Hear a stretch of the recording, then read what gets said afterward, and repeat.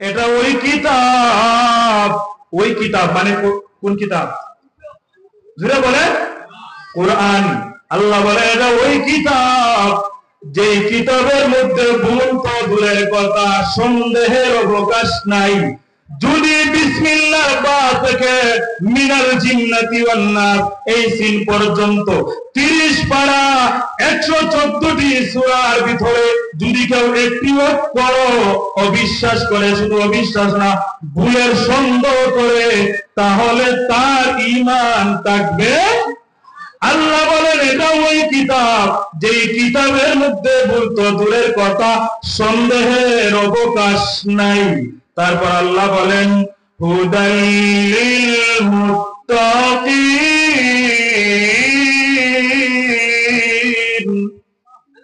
এটা মুত্তাকিদের জন্য হেদায়েত। কোরআনটা হলো মুত্তাকিদের জন্য হেদায়েত। এখন মুত্তাকি কারা বিস্তারিত বলবো না, সংক্ষেপে বলবো। আপনারা অধিকাংশই সাধারণ মানুষ, একদম সহজ সংজ্ঞাটা শিখেন। যারা তাকওয়াবান, যাদের ভিতরে তাকওয়া আছে তারাই মুত্তাকি। এখন কাদের ভিতরে তাকওয়া আছে? যাদের ভিতরে আল্লাহর ভয় আছে তারা তাকওয়া অর্জন করলো, আর যারা তাকওয়া অর্জন করলো তারাই মুত্তাকি হয়ে গেল। এখন তাকওয়ার ব্যাখ্যা আল্লাহর ভয়। আল্লাহর ভয়ের ব্যাখ্যা, যেহেতু আমরা কুশাহেরা গ্রামের মধ্যে মাহফিল, গ্রামের যে রূপগুলো আছে ওই রূপ দিয়ে উদাহরণ দিই, বুঝে নেন। মনে করেন আপনি ফজরের আগে জমিনে গেলেন, আপনার ক্ষেতে পানি নাই, পাশের জমিনে পানি আছে। ফাজুন্দি মানুষে আরেকজনের ক্ষেতের পানি নিজের ক্ষেতে আনে, এমন মানুষ মনে হয় ওই গ্রামে নাই। আছে আছে, আবার যে বলুন আছে না নাই? দুনিয়ার কোন মানুষ দেখতেছে না, আপনি চাইলেই পাশের জমিনে পানি আপনি আপনার জমিনে আনতে পারেন। ওই সময় যদি আপনি মনে করেন দুনিয়ার কোন মানুষ দেখে নাই, আমার আল্লাহ দেখতেছেন, আল্লাহর ভয়ে যদি আপনি আরেকজনের জমিনের পানি না আনেন, তাহলে বোঝা যাবে আপনার ভিতরে তাকওয়া আছে, মানে আল্লাহর ভয় আছে। আর আল্লাহর ভয় আপনার ভিতরে যেহেতু আছে, আপনার নাম হলো মুত্তাকি। আচ্ছা বলেন তো, দুইটা জমিন যে সময় পাশাপাশি, মধ্যখানে যে আইল আছে, ওই আইলের মালিক কেডা? এই আইলের মালিক কেবা জানেন না আপনারা? আপনারাও কৃষক অনেকে আছেন, আমার আপাও কৃষক মানুষ, আমিও কৃষক মানুষ। যদিও আল্লাহ আলেম হওয়া, এখন আলেম হতে পারি নাই, ছাত্র হিসাবে আছি। আমিও তো আপনাদের মতন এখনো কৃষি কাজ করি। অনেকে আছেন না এখনো, দেখছেন কত বছর খেতে হয়েছি, দেখছেন না? অনেকেই দেখছেন, ওই যে উনি দেখছেন।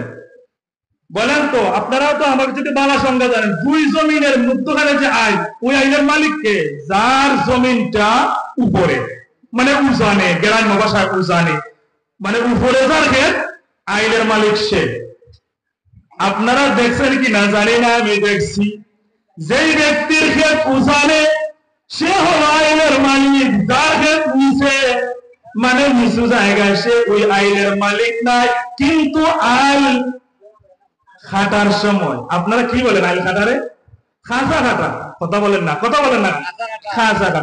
খাজা কাটার সময় দেখা যায় যেই ব্যক্তি আইলের মালিক, ওই ব্যক্তি খালি গাছ গুলা থাকে, আর যেই ব্যক্তি আইলের মালিক নাই, ওই ব্যক্তি যত পারে কুদালটারে মুগা দিয়া নিচে দিব করে, ঠিক না ভাই?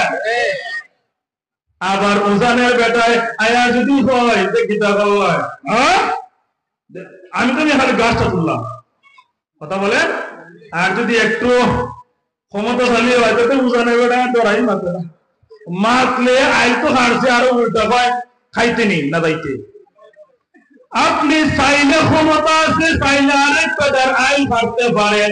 আপনি যদি মনে করেন যদিও আমার গোষ্ঠী বড়, লাঠি বড়, ক্ষমতা বড়, বুদ্ধি বড়, টাকা বেশি, সম্পদ বেশি, আমি চাইলে কাটতে পারি, কিন্তু এটা আমার বাইরের আইন, আমি কাটবো না, কারণ আমি আল্লাহকে ভয় করি।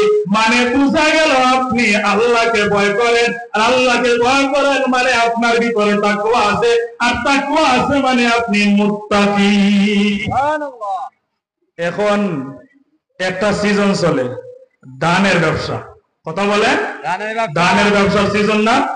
পানি আইতেছে, লামা অঞ্চলের মানুষের উগারের নিচে পানি আইলে বাঁশ ভেঙে পড়বো, ধান সত্যি পানিতে পড়বো, তাড়াতাড়ি বেসো, আছে না নাই? 100 মন মাছ পানি নিয়ে 108 মন হয়ে যায়, কথা বলেন না? মালিকের বুঝার, আপনি নিজে মাছ দিলেও বেশি হইতে পারতেন আপনারা। ওই যে ব্যবসায়ী যদি আল্লাহরে ভয় করে, ওই মানুষটা 1 কেজি দানও বেশি দেয় না, বুঝা গেল ওনার ভিতরে আল্লাহর ভয় আছে, ঠিক কিনা বলে? সহজ সংজ্ঞা, সময় সংক্ষিপ্ত, আরো বিস্তারিত বললে আরো বলা যাবে। সময় সংক্ষিপ্ত, সরল অনুবাদ শুনেন, একদম সহজ সংজ্ঞা। যার ভিতরে আল্লাহর ভয় আছে তার ভিতরে তাকওয়া আছে, যার ভিতরে তাকওয়া আছে সে হলো মুত্তাকি। আর আল্লাহ বলেন হুদাল লিল মুত্তাকিন,